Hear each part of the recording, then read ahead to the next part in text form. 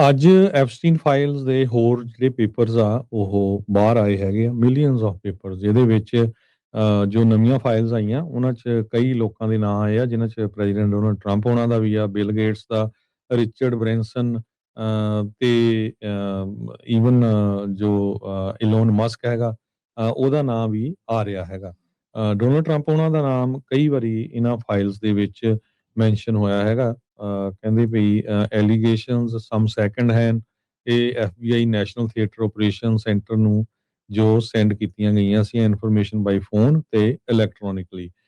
ਇਸ ਤੋਂ ਬਿਨਾਂ ਬਿਲ ਗੇਟਸ ਦਾ ਨਾਂ ਇਹਨਾਂ ਫਾਈਲ 'ਚ ਆਉਂਦਾ, ਰਿਚਰਡ ਬ੍ਰੈਂਸਨ ਇਹ ਵੀ ਬਿਲੀਅਨੀਅਰ ਬੰਦਾ ਹੈਗਾ, ਇਹਦਾ ਵੀ ਨਾਂ ਵਿੱਚ ਆਉਂਦਾ। ਐਲੋਨ ਮਸਕ ਦਾ ਕਹਿੰਦੇ ਵੀ ਨਵੰਬਰ 2012 ਦੇ ਵਿੱਚ ਮਸਕ ਨੂੰ ਕਹਿੰਦੇ ਭਈ ਉਹ ਇੱਕ ਮੈਸੇਜ ਗਿਆ ਸੀ ਵੀ ਕਿੰਨੇ ਲੋਕ ਜਿਹੜੇ ਆ how many people will you be for the heli to island.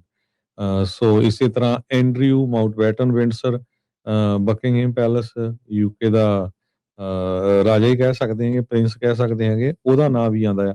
Harvard ਲੁਟਨਿਕ ਜੋ ਪਹਿਲੇ ਟ੍ਰੇਜਰੀ ਸੈਕਟਰੀ ਰਹਿ ਚੁੱਕੇ ਆ, ਹਾਵਰਡ ਯੂਨੀਵਰਸਿਟੀ ਦੇ ਚਾਂਸਲਰ ਵੀ ਰਹਿ ਚੁੱਕੇ ਆ। ਸੋ ਉਹਨਾਂ ਦਾ ਨਾਂ ਤਾਂ ਪਿਛਲੀ ਵਾਰੀ ਵੀ ਜਦੋਂ ਆਇਆ ਸੀ ਤਾਂ ਉਹ ਕੁਇਟ ਕਰ ਗਿਆ ਸੀ ਆਪਣੀ ਪੋਜੀਸ਼ਨ ਜਿਹੜੀ ਆ।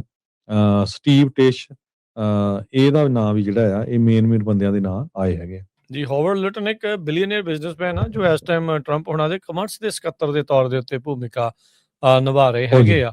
ਸੋ ਜੈਫਰੀ ਐਪਸਟੀਨ ਦੀ ਪ੍ਰਾਈਵੇਟ ਆਈਲੈਂਡ ਦੇ ਉੱਤੇ ਜਿਹੜਾ ਕਹਿੰਦੇ ਵੀ ਟ੍ਰਿਪ ਇਸਨੇ ਪਲਾਨ ਕੀਤਾ ਸੀ। 1,80,000 ਤੋਂ ਵੱਧ ਹਰਜੋਤ ਸਿੰਘ ਜੀ ਇਸ ਦੇ ਵਿੱਚ ਤਸਵੀਰਾਂ, 2,000 ਤੋਂ ਵੱਧ ਜਿਹੜੀਆਂ ਵੀਡੀਓਜ਼ ਤੇ 3 ਮਿਲੀਅਨ ਕੁੱਲ ਜਿਹੜੇ ਰੈਕਰਡਸ ਆ, ਪੇਜਸ ਆ ਜੈਫਰੀ ਐਪਸਟੀਨ ਦੇ ਨਾਲ ਸੰਬੰਧਿਤ ਉਹ ਸਾਹਮਣੇ ਆਏ ਹੈਗੇ ਆ। ਸੋ ਕਨਵਿਕਟਡ ਸੈਕਸ਼ੂਅਲ ਅਫੈਂਡਰ ਸੀਗਾ ਜੈਫਰੀ ਐਪਸਟੀਨ, ਜਿਸਨੇ ਆਪਣੇ ਆਪ ਨੂੰ ਮਾਰ ਲਿਆ ਸੀਗਾ ਜੇਲ੍ਹ ਦੇ ਵਿੱਚ, ਇਹ ਜਿਹੜਾ ਉਹ ਦੱਸਿਆ ਜਾਂਦਾ ਆ।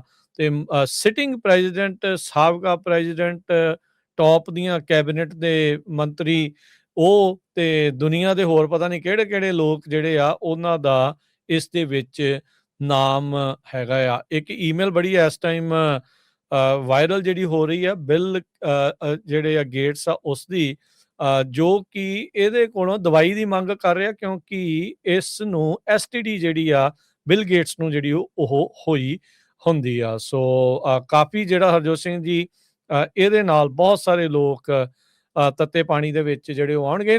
ਤੱਤੇ ਪਾਣੀ 'ਚ ਕੀ ਆਉਣਗੇ, ਉਹਨਾਂ ਦਾ ਪਰਦਾਫਾਸ਼ ਜਿਹੜਾ ਉਹ ਹੋ ਰਿਹਾ ਹੈਗਾ ਆ ਵੀ ਕਿਹੜੀਆਂ ਕਰਤੂਤਾਂ ਦੇ ਇਹ ਜਿਹੜੇ ਲੋਕ ਮਾਲਕ ਸੀਗੇ। ਫਿਲੈਂਥਰੋਪਿਸਟ ਕੰਮ ਕਰਕੇ ਆਪਣੀਆਂ ਇਹਨਾਂ ਕਰਤੂਤਾਂ ਨੂੰ ਢੱਕਣ ਦੀ ਇਹ ਕੋਸ਼ਿਸ਼ ਕਰ ਰਹੇ ਸੀਗੇ, ਪਰ ਜੈਫਰੀ ਐਪਸਟੀਨ ਦੇ ਬਾਬਤ ਉਸ ਦੇ ਕਰਕੇ ਇਹ ਸਾਰੇ ਲੋਕ ਲਗਾਤਾਰ ਜਿਹੜੇ ਉਹ ਨੰਗੇ ਹੋ ਰਹੇ ਹੈਗੇ ਆ।